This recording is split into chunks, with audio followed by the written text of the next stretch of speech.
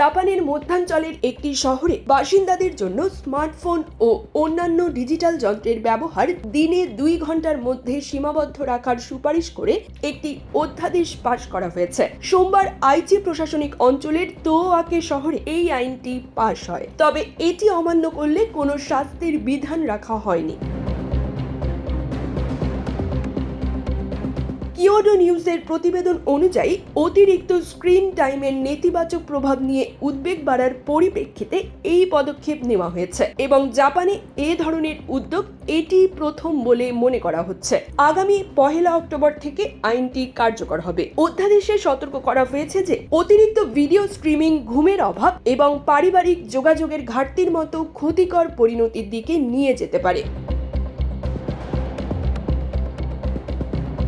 এতে প্রাথমিক বিদ্যালয়ের শিক্ষার্থীদের রাত 9টার পর এবং নিম্ন মাধ্যমিক ও উচ্চ বিদ্যালয়ের শিক্ষার্থীদের রাত 10টার পর স্মার্টফোন ব্যবহার বন্ধ রাখার পরামর্শ দেওয়া হয়েছে। 18 বছরের কম বয়সী সব শিশুর শারীরিক ও মানসিক বিকাশের জন্য পর্যাপ্ত ঘুম অপরিহার্য। এই বিষয়টিও অধ্যাদেশে জোর দিয়ে উল্লেখ করা হয়েছে।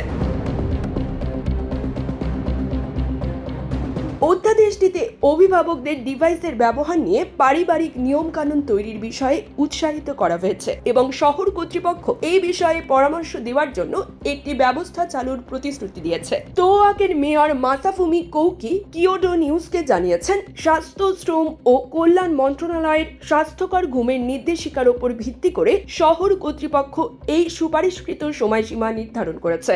ঘুমের অভাব রোধে সপ্তাহের সাধারণ দিনগুলোতে গড়ে 2 ঘন্টা ডিভাইস ব্যবহারের সময় নির্ধারণ করা হয়েছে।